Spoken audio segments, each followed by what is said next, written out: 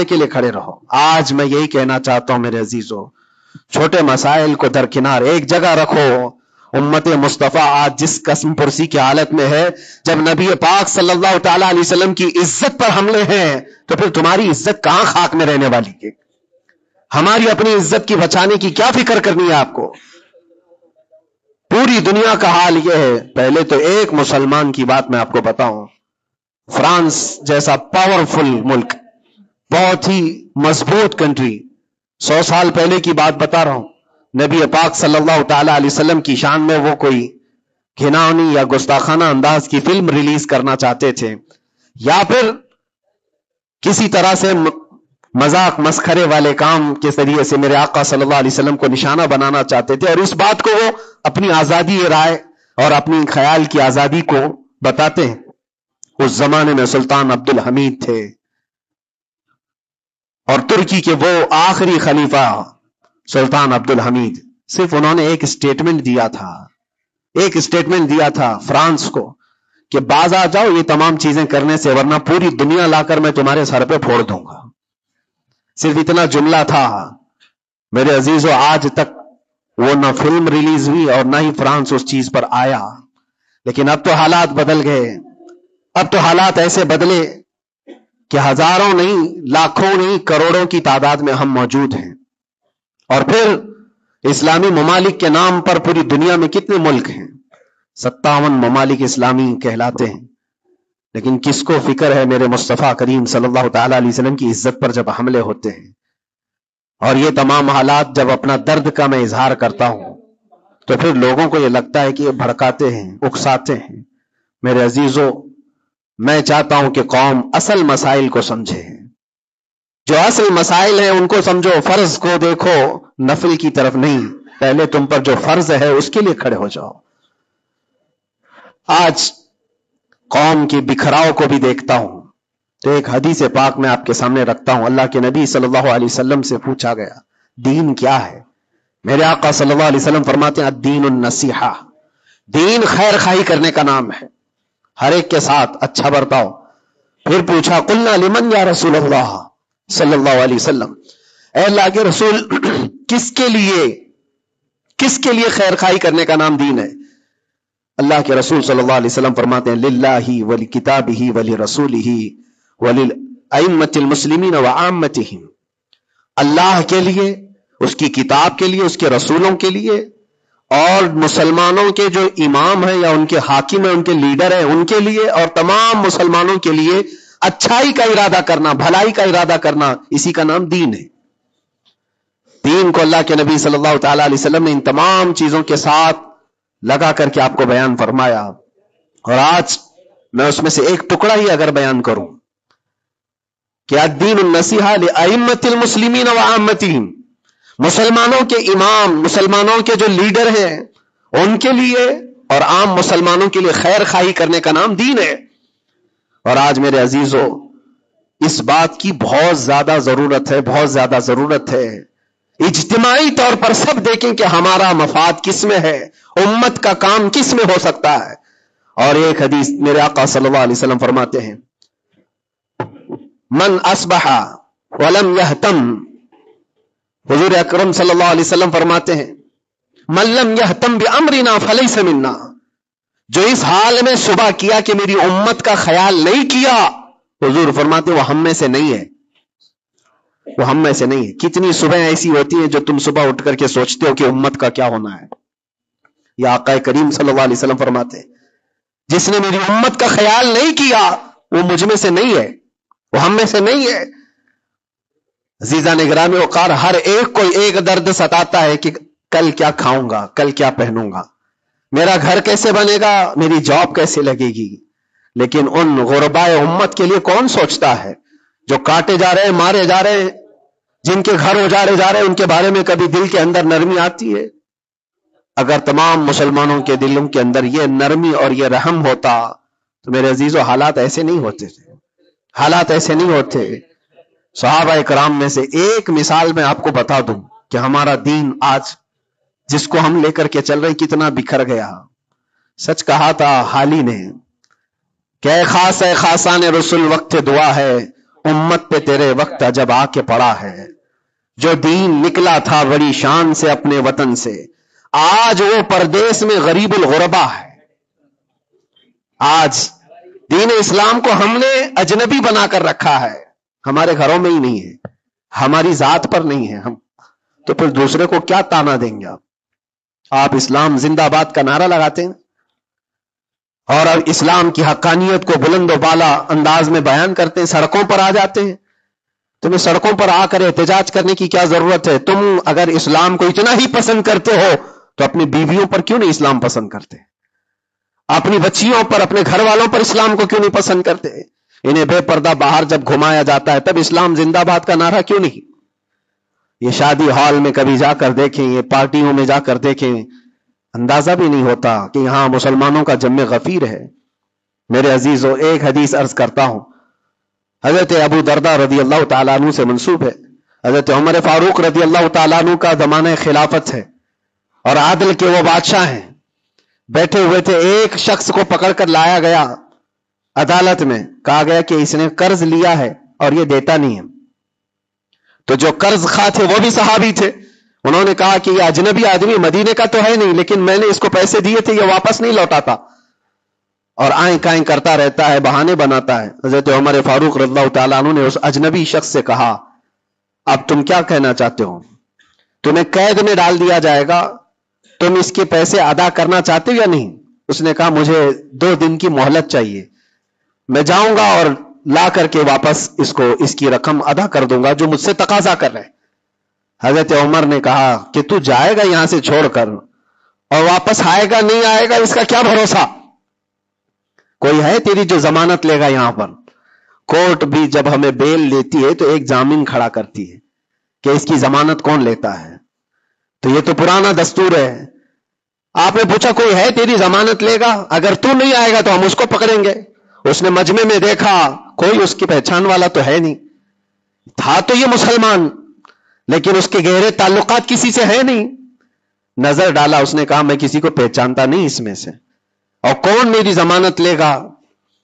صحابہ اکرام بیٹھے ہوئے تھے، سب تو جانتے ہیں کہ ایک اجنبی ہے اور بھاگ گیا تو آئے گا نہیں، لیکن اس کے باوجود ایک صحابی ہیں حضرت ابو درداء، کھڑے ہوتے ہیں، کہتے ہیں امیر المومنین میں اس کی ضمانت لیتا ہوں، میں اس کی ضمانت دیتا ہوں۔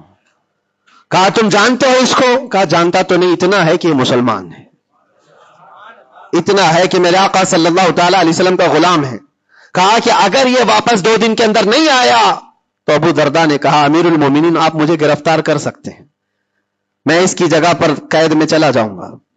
تو آپ نے لکھوا دیا اور اس شخص کو چھوڑ دیا، جاؤ 2 دن کا تمہارے پاس ٹائم ہے، لوٹ آ جاؤ۔ وہ چلا گیا۔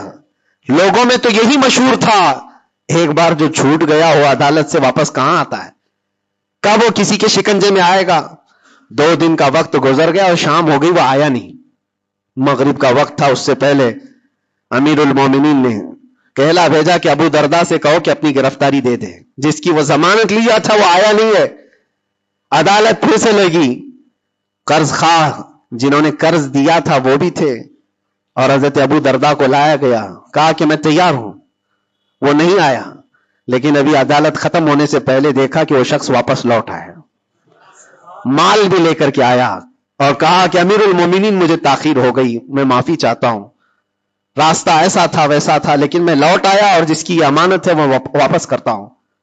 حضرت عمر فاروق رضی اللہ تعالیٰ عنہ نے فرمایا ٹھیک ہے، جس کا قرض ہے، جس کے تم نے لیے تھے اس کو لوٹا دو۔ اس نے جب وہ قرض خواہ جو صحابی تھے ان کو لوٹانے کی بات کی کہ آپ کی امانت آپ لے لیں، تو وہ کھڑے ہوئے اور کہا کہ میں معاف کر دیتا ہوں، جو تو نے لیا تھا اس کو میں نے معاف کر دیا، جاؤ۔ تو حضرت عمر فاروق رضی اللہ تعالیٰ عنہ فرماتے ہیں کہ پھر یہ مجلس دیکھی تو اس اجنبی شخص سے پوچھا تو چاہتا تو بھاگ جاتا، تو چھوڑ کر چلا جاتا، واپس نہیں آتا تو کون پکڑ کر لاتا؟ تو کس علاقے کا ہے یا کہاں جاتا؟ واپس کیوں آیا؟ جانتے ہو اس نے کیا جواب دیا؟ امیر المومنین آپ سچ کہہ رہے ہیں، میں ایسی جگہ چلا جاتا جہاں سے لوگ مجھے پکڑ کر نہ لاتے، تھوڑی سی رقم ضرور تھی، میں بچا کر کے چلا جاتا، لیکن دل میں یہ خیال آیا کل کو دنیا یہ کہے گی رسول اللہ کے غلام دھوکے باز ہوتے ہیں. کہیں اللہ کے نبی صلی اللہ تعالی علیہ وسلم کے اوپر کوئی انگلی نہ اٹھائے کہ حضور کا غلام ایک مسلمان دھوکہ دیتا ہے. اس لیے میں واپس لوٹ آیا. میرے لیے دنیا حقیر ہے, میرے مصطفیٰ کی نسبت بہت بلند ہے.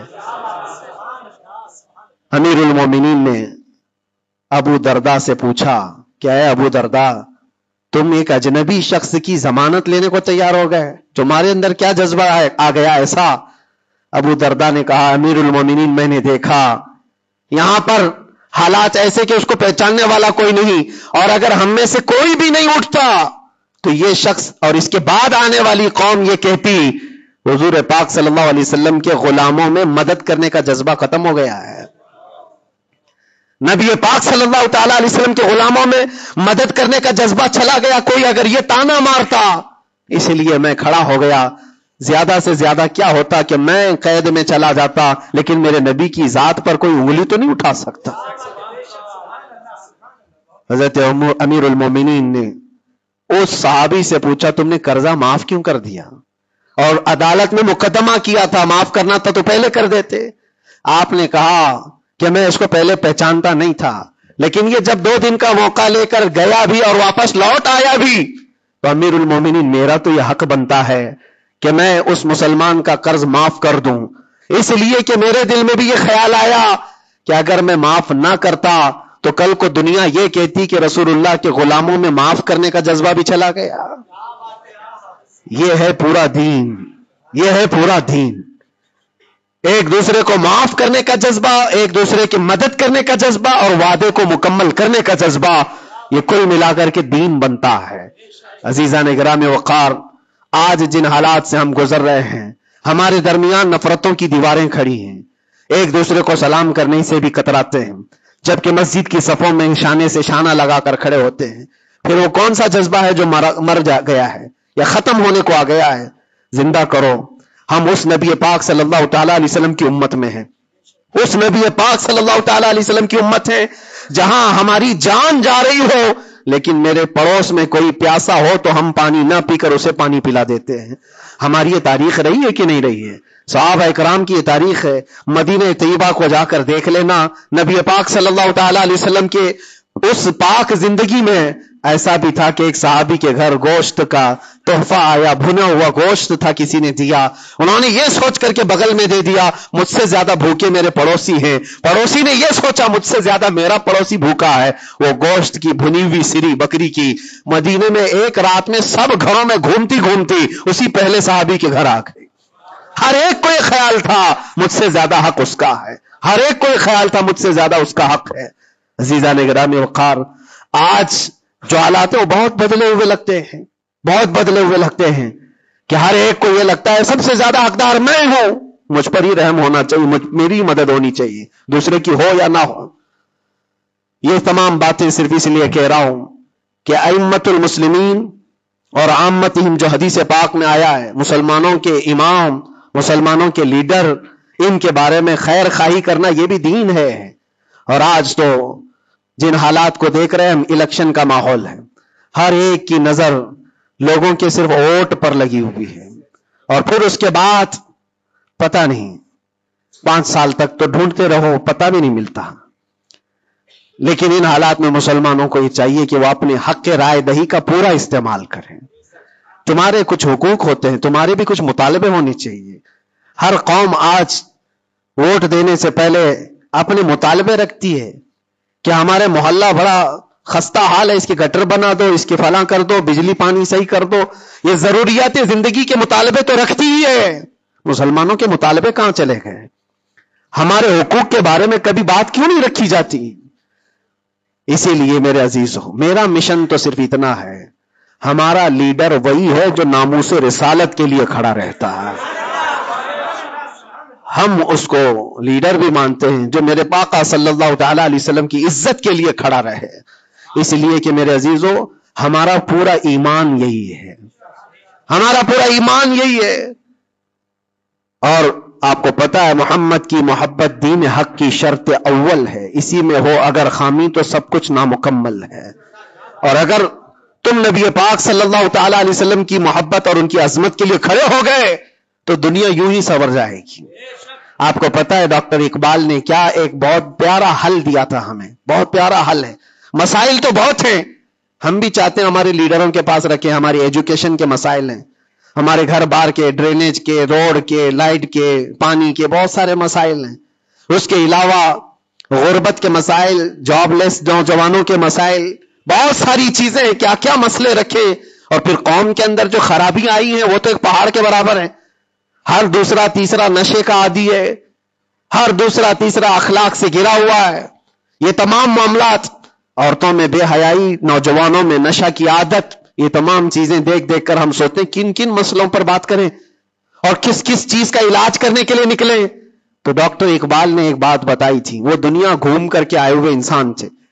وہ پیرس گئے, اٹلی گئے, جرمن گئے اور وہاں کے قوموں کی ترقیاں بھی دیکھی, اور اس کے بعد واپس آ کر کے کہا میں نے اپنی قوم اور حضور کی امت کی ترقی کو بہت گہرائی سے دیکھا. 8-10 سال کا ریسرچ کیا. میں نے معلوم کیا کون سی فیلڈ میں اپنے نوجوانوں کو اتارا جائے تو یہ کامیاب ہوں گے, کون سا ایسا میدان ہے جس میں مسلمانوں کو جمع کر دیا جائے تو یہ ترقی میں آ جائیں گے. سائنس ہے, فزکس ہے, جغرافی ہے, اسٹرونومی ہے, بہت ساری چیزیں ہیں. کس چیز میں اتارا جائے.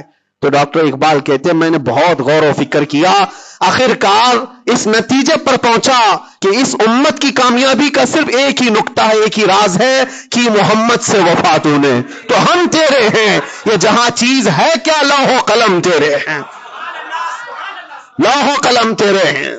ہر مسئلے کا حل اس بات پر ہے. اسی لیے میں فوکس کرتا ہوں میرے عزیزو, نبی پاک صلی اللہ تعالی علیہ وسلم کی عزت کی حفاظت کے لیے جو کھڑا ہوتا ہے اللہ تعالیٰ اس کے سارے مسائل کو یوں حل کر دیتا ہے. اسی لیے آیت کریمہ بھی میں نے یہ پڑھی, ان ینصرکم اللہ فلا غالب لکم. اللہ فرماتا ہے اگر اللہ تمہاری مدد کر دے تو دنیا میں سے کوئی ایسا نہیں جو تم پر غلبہ حاصل کر سکے. کوئی غالب نہیں آ سکتا اگر اللہ مدد کر دیا. وَإِن يَخْذُلْكُمْ فَمَنْ ذَا الَّذِي يَنْصُرُكُمْ مِنْ بَعْدِهِ. اللہ فرماتا ہے اور اگر اللہ گرا دے تو دنیا کی کوئی طاقت تمہاری مدد نہیں کر سکتی, کوئی طاقت مدد نہیں کر سکتی. ایک بات, بہت ساری چیزیں ہم نے سیکھی ہیں. جیل کے اندر کے حالات انشاءاللہ کبھی طویل داستان پوری میں بیان کروں گا, لیکن ایک بندے کو دیکھا تھا, اس کے گھر والے بھی چھوڑ چکے سب, اس کو چھوٹا سا ایک کیس ہے لیکن جیل کے اندر اس کی ضمانت ہوتی نہیں. گھر والے کرانا چاہے تو ہو جائے 4 دن 5 دن میں, لیکن کوئی چاہتا نہیں. تھوڑا سا مانسک سنتولن بگڑتا چلا گیا, دماغی توازن کھونے لگا. ہوتا کیا تھا سنو, وہ ایک نارمل نوجوان تھا اور مہینہ گزر جاتا کوئی ملاقات کے لیے بھی نہیں آتا گھر والا, تو جیل میں ہنگامہ کرنے لگ جاتا, مار توڑ, اور پھر نہ جانے کیسی کیسی حرکتیں. تو جیلر پریشان ہو کر کے اس کے گھر فون لگاتا, اس کے باپ کو کہتا کہ بھائی تم اپنے بیٹے سے ایک بار ملنے تو آ جاؤ, وہ ہنگامہ کر کے رکھا ہے, کبھی ملاقات بھی نہیں لیتے ہو. اس کا باپ آیا, آ کر کے ملاقات لیا اور بیٹے نے پوچھا کہ کب چھوٹ رہا ہوں میں, کب نکلوں گا میں. کہا بیٹا اس منڈے کو جو ہے تمہاری ضمانت ہو جائے گی, یہ منڈے کو رکھا ہے, ہو جائے گی. کہا اچھا ٹھیک ہے.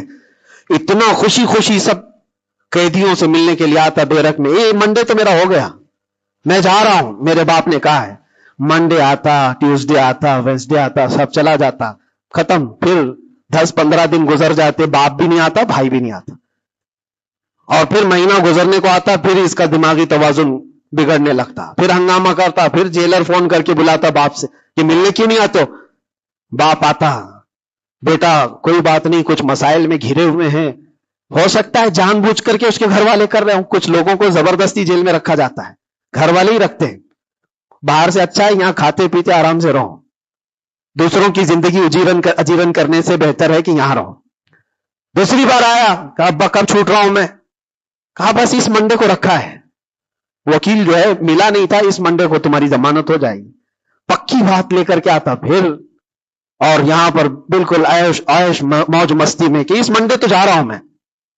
دوسرا منڈے آیا, اس کے بعد پھر چلا گیا. ایسا 4 بار ہوا, اور سب قیدیوں میں یہ بات مشہور تھی کہ یہ منڈے کو جانے والا ہے, اور سب اس کو چھیڑتے تھے. جب کبھی اس کی ملاقات آتی تو کہتے منڈے کو جا رہا ہے نا. یہ بات مذاق کے طور پر چلتی رہتی تھی, لیکن کسی کے ساتھ ہم مذاق کرتے ہیں، یہ نارمل لائف ہوتی ہے، لیکن اس لڑکے کے متعلق میں نے ایک بات سیکھی، چوتھی پانچویں مرتبہ ہوگی بات ہے، وہ ملاقات لے کر کے واپس آ رہا تھا، ابھی اس نے کچھ کہا ہی نہیں، ساری بیرک میں سب بولنے لگ گئے کہ منڈے کو ہے نا تیری ضمانت، تو اتنا چڑ گیا، کیا پتا اس کو بہت ہرٹ ہوا، تکلیف ہوئی، اس نے گرج کر کے چیخ کر کے کہا، گالی دے کر کے کہا قیدیوں کو کہ تم سب گھرے ہوئے لوگوں ایک بات میری سن لو، خدا جس دن میرا لکھ دے، جس دن لکھ دے، اس دن سب کے منہ تمہارے کالے ہوں گے اور کوئی مجھے دروازے میں اندر نہیں رکھ سکتا، جس دن میرے چھوٹنے کا وہاں سے آ جائے پروانہ لکھا ہوا کہ یہ دن یہ بندہ چھوٹنے والا ہے، اس کے بعد وہ کہتا ہے مجھے یہاں کا پرائم منسٹر بھی نہیں روک سکتا۔ میں نے دیکھا اتنا یقین ہے اس کو، ایک تو اپنے باپ سے ہر بار سنتا تھا اس بار ضمانت ہو جائے گی، اس بار ضمانت ہو جائے گی، اور حقیقت میں میرے عزیزو یہ جمعرات کا دن تھا جب وہ اپنے باپ سے ملاقات کر کے آیا تھا، اس کو تانا مارا جا رہا تھا منڈے کو جا رہا ہے، تب اس نے کہا تھا جس منڈے کو بھی میرا رب لکھ دے، جس دن بھی لکھ دے کہ اس کو اس دن یہاں سے نکلنا ہے، پوری طاقتیں مل کر کے بھی مجھے دروازے کے اندر نہیں رکھ سکتی۔ اتفاق کی بات ہے اسی منڈے کو اس کی ضمانت بھی ہو چکی تھی، وہ جا بھی رہا تھا، بسترے اٹھایا، سارا سامان اٹھایا اور سب کو پلٹ کر کہنے لگا دیکھا حقیقت میں جو بیل ملتی ہے، جو ضمانت ملتی ہے وہ رب ذوالجلال کے فیصلوں سے ہوتی ہے۔ یہ یقین اور توکل کی بات میں عرض کر رہا ہوں عزیزان گرامی وقار، بہت سارے ایسے مسائل ہیں، اسی لیے میں آپ سے کہتا ہوں اگر اللہ مدد کر دے تو کوئی غالب نہیں آ سکتا، اور اگر اللہ تعالیٰ گرا دے تو پھر کوئی مدد بھی نہیں کر سکتا۔ اسی لیے اللہ تبارک و تعالیٰ کی مدد کس کے لیے آتی ہے وہ بھی قرآن کہتا ہے وَكَانَ حَقًّا عَلَيْنَا نَصْرُ الْمُؤْمِنِينَ، ہم نے اپنے اوپر لازم کر لیا ہے کہ ایمان والوں کی مدد کریں گے، اور ایمان والا ہے کون؟ لا يؤمن احدكم حتى اكون احب اليه من والده وولده والناس اجمعين، میرے آقا فرماتے ایمان کامل اس کا ہے جو ساری دنیا سے زیادہ مجھ سے محبت کرتا ہے۔ مفہوم حدیث عرض کر رہا ہوں، اپنے ماں باپ، اپنے اولاد، اپنے مال دولت، سارے انسانوں سے زیادہ اللہ کے رسول سے محبت کرتا ہے تو اس کا ایمان کامل ہے، اور جس کے ساتھ ایمان کامل ہوگا اس سے اللہ کی مدد آئے گی، اس پر اللہ کی مدد آئے گی۔ میرے عزیزو بظاہر حالات اگر کسی کے ساتھ خراب ہو جائیں تو یہ مت سمجھ جانا، میں اکثر ایک بات محسوس کرتا تھا کہ ظالموں نے جس انداز میں بے قصور لوگوں کو بھی قید کیا اور ہمیں بھی زبردستی جن حالات سے گزارا گیا، پھر کبھی عرض کروں گا انسانی فطرت ہے، کبھی کبھار بکھر جاتے ہیں، تقاضا بشریت کے اعتبار سے گھبراہٹ تو ہمیں بھی ہوتی تھی، پھر تاریخ یاد آتی میں پہلا تھوڑی نہ ہوں۔ سیدنا حضرت مظفر حسین کچوچوی رحمۃ اللہ علیہ فرماتے تھے مظفر کو مقید نہ سمجھ ایسے یاد، میری اسیری بھی سنت آبائی ہے، میرا یہ قید ہونا بھی میرے آبا و اجداد کی سنت ہے۔ بزرگان دین گئے ہیں اور جیلوں میں رہے اور واپس نکلے، لیکن ایک بات ہمیشہ یاد رکھو، اسلام زندہ ہوتا ہے، بس قربانیاں رائے گا نہیں جاتی، ضائع نہیں ہوتی۔ اللہ تعالیٰ کی مدد جس کے ساتھ ہے تو بظاہر حالات میں ایسا ہوگا، مجھے اچھی طرح سے پتا ہے، پہلے بھی معلوم تھا، میں نے تقریروں میں بہت کہا بھی تھا کہ مجھے اچھا معلوم ہے کہ میری تقریروں کا انجام کیا ہونے والا ہے، نتیجہ کیا ہونے والا ہے، مجھے کیسی کیسی دھمکیاں پہلے بھی دی گئی ہیں، ابھی بھی ہے، آنے سے پہلے بھی کچھ لوگوں نے کہا تھا اتنا لمبا ہم نے کٹا دیا، اب تو بھول جاؤ گے، وہ شعر پڑھو گے، یہ شعر پڑھو گے، کیسی تقریریں کرو گے۔ ہم نے کہا میرے عزیزو آپ کیا سمجھتے ہو، مچھلی کے تیرنا ختم ہو سکتا ہے، پرندے کا اڑنا ختم ہو سکتا ہے، شیر کا شکار کرنا ختم ہو سکتا ہے، وہ تو جانور ہے، ان کی فطرت نہیں ختم ہوتی، میں غلام مصطفیٰ ہوں، میری فطرت کیا ختم ہوگی؟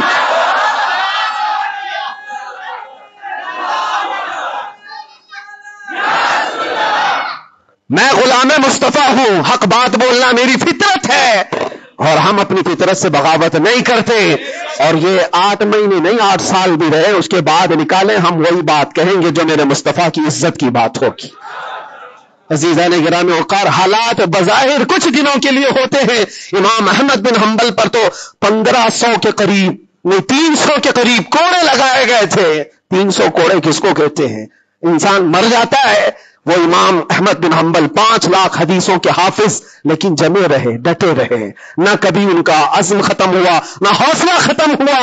ائمہ اعظام کو یہ تمام چیزیں گزرنی پڑی ہیں. امام اعظم ابو حنیفہ رحمۃ اللہ تعالی علیہ جیل میں تو انتقال ہو گیا، جیل میں انتقال ہو گیا اس امام کی جس کو کروڑوں آج فالو کرتے ہیں.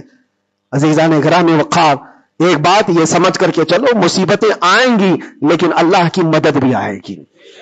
ہاں، ہر اندھیرے کے بعد اجالا ہوتا ہے. ان مع العسر یسرا، اللہ قرآن میں فرماتا ہے ہر تکلیف کے بعد آسانی ہے، ہر تکلیف کے بعد آسانی ہے.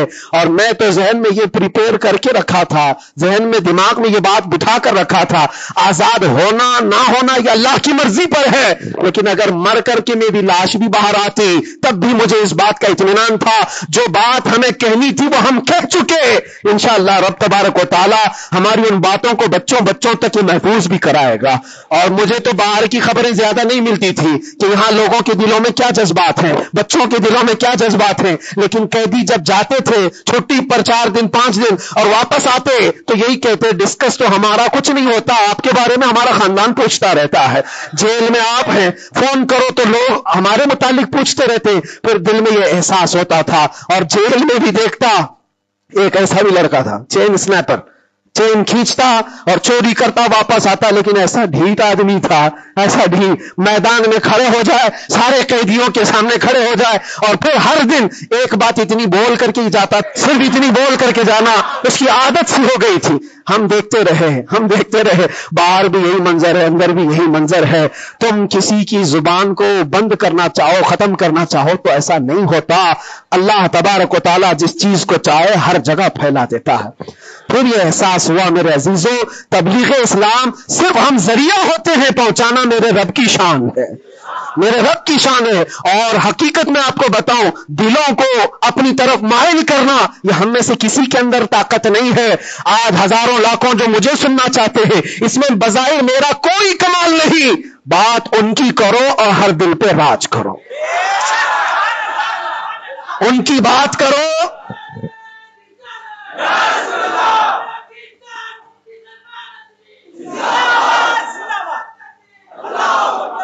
اسی لیے آج کے حالات میں آخری باتیں عرض کر رہا ہوں. میں معذرت چاہتا ہوں، آج تھوڑا سا وقت زیادہ ہوا ہے، اس لیے کہ یہ ہماری مسجد ہے اور ہمارے اوپر کوئی یہاں پابندی نہیں ہے. یہاں پر الحمدللہ جو لوگ بیٹھے ہیں 8 مہینے کے بعد سن رہے، 9 مہینے کے بعد سن رہے، تو تھوڑی کسر میں بھی نکال لوں. اس لیے میں تھوڑا زیادہ وقت آپ کے ساتھ لے رہا ہوں. ان حالات کے ساتھ جو آپ کو فیصلہ لینا ہے میرے عزیزوں، سوچ سمجھ کر کے اپنا مطالبہ بھی تو رکھو، اپنا مطالبہ بھی رکھو کہ ہم ان لیڈروں کے ساتھ کھڑے ہیں جو 500 روپے بانٹ کر کے، گلے میں پٹے ڈلوا کر کے، ہمیں نعرے لگوا کر کے گھما لے. بس نہیں، ہمارا مقصد اور ہمارا مطالبہ اتنا ہو، ان حکام، ان لیڈروں کے پاس یہ بات رکھو، میرا گھر میرا محلہ نہ بنا پایا تو کوئی بات نہیں، لیکن اتنا وعدہ کرو کہ میرے مصطفیٰ کی عزت پر جب بات آئے تو تم ڈٹ کر کھڑے رہو گے. یہ گستاخیوں کا ماحول ختم ہونا چاہیے کہ نہیں ہونا چاہیے.